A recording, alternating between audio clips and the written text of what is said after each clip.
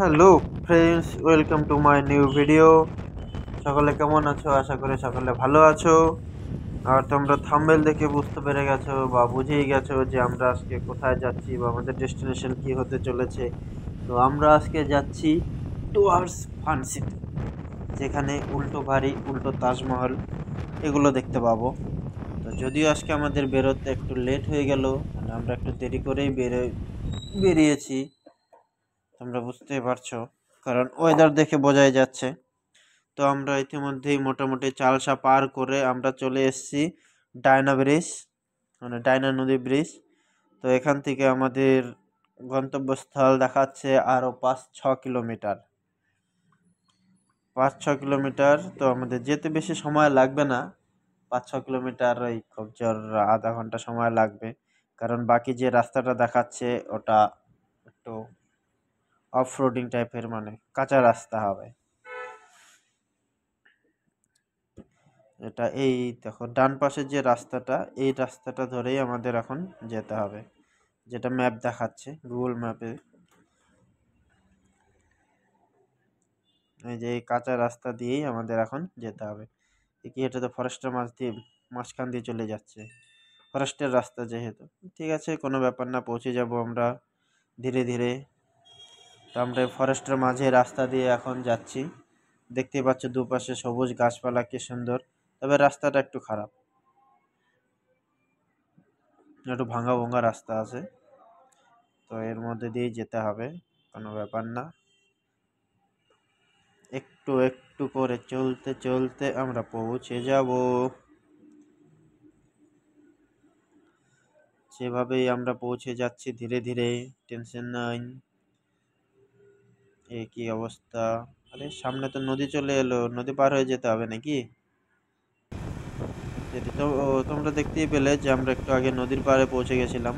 তো সেই জায়গাটা অ্যাকচুয়ালি আমাদের যেটা রাস্তা ছিল, সে নদীর সাইড থেকেই রাস্তা ছিল, বাঁধের উপর দিয়ে, ওদিক দিয়ে যেতে দেওয়া হয় না। মানে ফরেস্টের রাস্তা, যার জন্য যেতে দেওয়া হয় না। তো সেখান থেকে এগিয়ে আমরা আরও 3-4 কিলোমিটার এগিয়ে এখানে দেবপাড়া বলে একটা জায়গা আছে। এই দেবপাড়া হয়ে এই গ্রামটার ভিতর দিক দিয়ে আমাদের এখন যেতে হবে, যে ডুয়ার্স ফান সিটিতে। তোমরা এর মেন রোড থেকে ডান পাশের এই রাস্তাটা হয়ে চলে যেতে পারবে।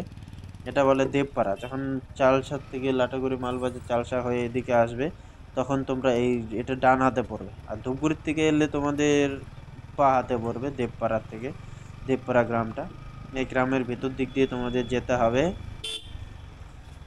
এই দেখো এরা সবাই ঘুরে চলে এসছে গাড়ি নিয়ে, আর আমরা এখন যাচ্ছি এই মুহূর্তে দেখতে। কি অবস্থা, আমাদের অলরেডি লেট। আর তোমরা যারাই আসবে বাইক নিয়ে বা গাড়ি নিয়ে, তোমরা একটু সাবধানে আসবে। এই যে রাস্তাটা, যেটা দেবপুরা গ্রামের ভিতর দিক দিয়ে যেটা যাচ্ছে, এই রাস্তাটা একটু ছোট, প্লাস হচ্ছে গ্রামের ভিতর দিক দিয়ে যেহেতু যাচ্ছে, যার জন্য একটু দেখে শুনে সবাই আসবে। রাস্তাটায় প্রচুর বাম আছে, একটু সাবধানে সবাই গাড়ি চালাবে। দেখো আমরা পৌঁছতে পৌঁছতে প্রায় অন্ধকারই হয়ে যাচ্ছে, সূর্য মামা প্রায় যেতে চলেছে বাড়ির পথে। জানি না আজকে, তবু আমরা দেখতে পাবো কি পাবো না। অলমোস্ট চলে এসেছি। এখানে এসে যেটা জানতে পারলাম যে 5টার পরে টিকিট দেওয়া হয় না। তো তোমরা চেষ্টা করবে আগেই চলে আসার, বেশি লেট করবে না। দেখো এখানে কি লেখা আছে, আই অ্যাম আন্ডার অ্যারেস্ট। গাছ অ্যারেস্ট হয়ে আছে। তো জায়গাটা এমনি তো ভালোই আছে দেখতে, মানে খুব অ্যাক্টিভিটিসের ব্যাপার আছে। বাচ্চাটা দেখছো কি সুন্দর ইস, মাথা হাতাচ্ছে, টাকলো। এই দেখো এখানে বাচ্চাদের অ্যাক্টিভিটিসের জন্য সুন্দর ব্যবস্থা করা আছে, জাম্পিং বেলুনগুলো দেওয়া আছে।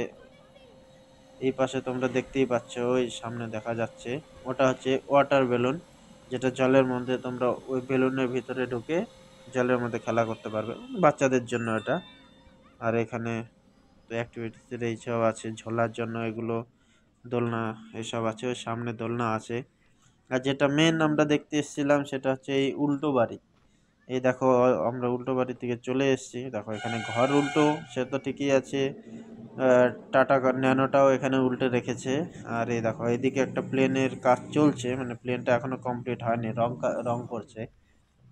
ভিতরে দেখো সবকিছু তো, সবকিছু উল্টো উল্টো, ঘরের ভিতরের জিনিসগুলো উল্টো। দেখো চেয়ারটা উল্টো, এপাশে সব যা দেখতে পাচ্ছ সব উল্টো, দেখো গিজার উল্টো, সব উল্টো।